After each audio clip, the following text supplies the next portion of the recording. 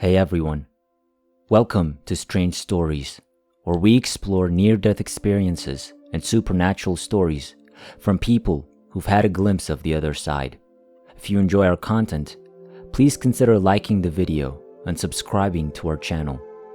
Without further ado, let's get to the story of the day. I'd like to begin by telling you about two previous NDEs I had as a youngster, as well as the events in my upbringing that led up to my primary NDE tale. I was raised in an abusive household. My father was a violent man. His favorite way to punish me was to smack my head between his fists and slam me up against walls.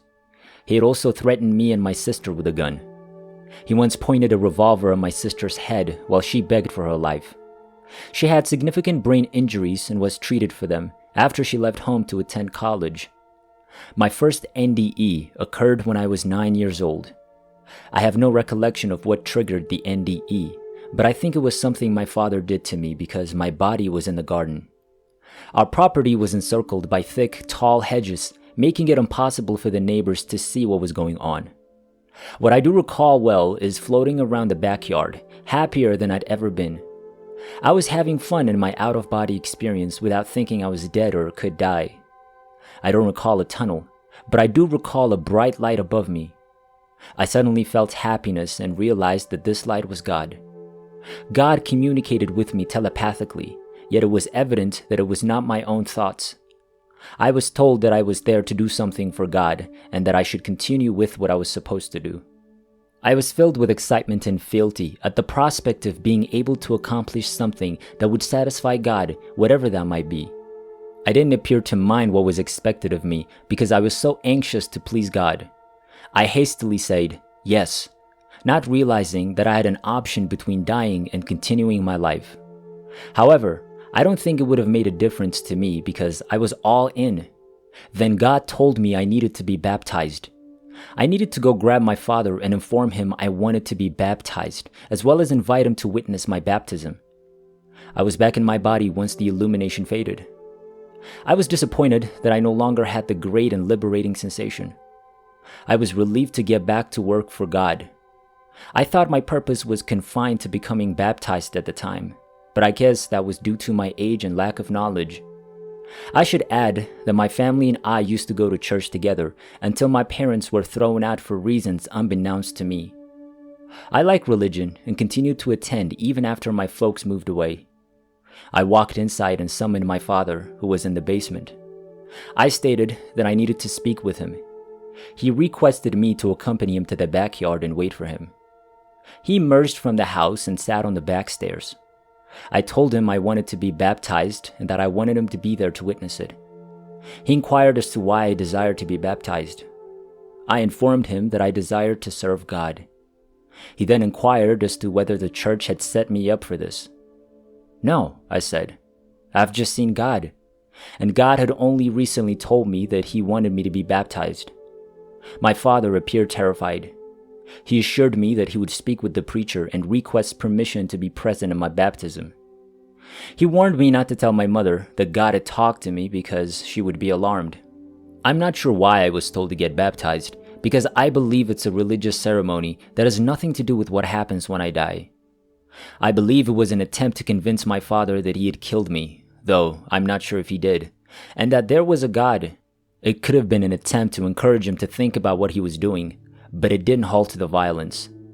Nonetheless, at the age of 9, I was the youngest person ever baptized in that church. My parents were present, despite the fact that they never returned to the church. The second encounter occurred when I was a child, although I don't recall my age. It could have happened before my NDE at the age of 9. I recall feeling quite ill. I was lying on the living room couch. I quickly began to feel considerably worse and began to have odd hallucinations of numbers. This event was so odd that I'm at a loss for words. Equations scrolled in front of me, and as they did, I immediately grasped mathematics that were much beyond my capabilities. It seemed as if I intuitively knew all of this stuff, which was especially strange given how awful I was at math. Even though I was too young to understand them at the time, I knew what the equations were. This terrified me since I knew it was incorrect and I didn't want to remember all of the arithmetic. I decided to go grab my mother and inform her that I was extremely ill and that something was seriously wrong with me. Mom was in the kitchen, sitting in a chair and stared into space, as if deep in thought. I tried to talk to her, but she didn't seem to hear me or notice I was there. I eventually gave up trying to catch her attention and returned to the couch, where I was surprised to see myself already laying there. At the time, I put it down to being sick, that I was seeing things rather than realizing I'd been out of my body. As the years went, I became enraged with God. I couldn't understand why a loving God would allow me to be mistreated when I was a teenager. This made no sense to me because I tried so hard to be decent. When I was 16, my father picked me up from church and confronted me over something I'd said to him. He punched me in the gut so hard that it knocked the wind out of me. As I battled to gather my breath, he told me that he despised me and had considered killing me, but was afraid of being apprehended by the authorities. After that, I fell into a severe depression. I hoped he had killed me because it would have been preferable to enduring my horrible life. I reasoned that if my own father despised me so much that he wished I were dead, I must be truly unlovable and unfit. Even if it were true that killing myself would send me to hell, I couldn't fathom hell being much worse than what I was experiencing. I was willing to risk that. I then attempted several suicide attempts, none of which were successful. I enjoyed reading. It was a fantastic escape from my reality into another, albeit an imaginary one. My mother enjoyed reading as well. When she finished a book, she added it to a stack of volumes she kept against the wall of her bedroom. When she was finished, I read every book she had read. I once said a very intense and highly emotional prayer. I had essentially been hoping for death. Then I passed away. I felt a sharp, excruciating pain in the back of my head. I don't mean I had a regular headache or a migraine. This, though, was the mother of all headaches. It was so agonizing that I was convinced that God was fulfilling my wish, but that I would die as a result of my brain exploding. It felt like there was a lot of pressure in my head and it was about to erupt. Later, I talked to my neurologist about it, and he stated it sounded like I had a burst aneurysm in my brain. If this is what happened, it's not so far-fetched that I may have had one at the age of 16, because head trauma is one of the things that can trigger them. Also, because I was so irritated at the time, my blood pressure had most likely increased. Another strange thing was that I felt those energy zones ignite in a straight line up my body. I could feel them activate one at a time, starting in my pelvis and working their way up to the top of my head. I had no concept of what chakras were till I learned about them later. My throat was exceptionally charged with energy. The ache had vanished by the time I felt the energy point activate near the top of my head. I was drifting higher, out of my body. I'm presently in a completely black void. I was perplexed. I never imagined death as a state in which you retained consciousness but existed in nothingness.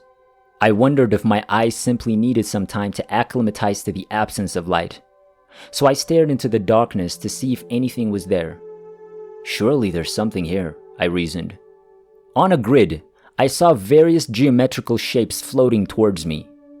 I've since heard that other people discovered from their NDE that who or what you see is depending on what you expect, which makes you feel better. So I guess I felt black until I realized there should be something. In that scenario, because something isn't a very definite notion, I received unspecific forms. Then I wondered, where is God? I had assumed that when I died, I would meet God. My mind expanded till it engulfed the entire universe. I was overwhelmed with the most incredible, pure love, and I knew it was from God. It was an emotion and a love beyond anything you've ever felt, and I can't express it in any way that does it credit. It was absolute heaven. I was everywhere and a part of everything at the same time. I was filled with all available knowledge and knew everything there was to know. I was adored. I was then transported to what appeared to be a light-filled cave. I hid behind a wall in this cave and peered over the corner at what appeared to be the usual gray alien with enormous black eyes.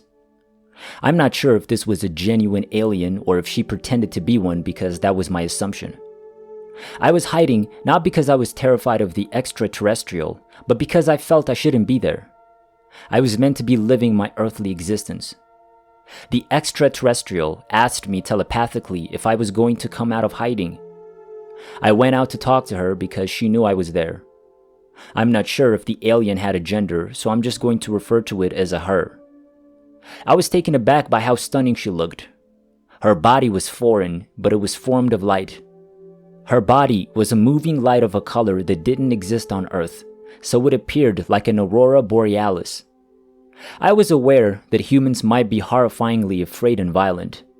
I didn't get the impression that the alien was terrified of me, but I told her not to worry and that I wouldn't hurt her since I was a good person. She was attempting to draw my attention to what appeared to be a flat-screen television on the cave's wall. This was before the invention of flat-screen televisions.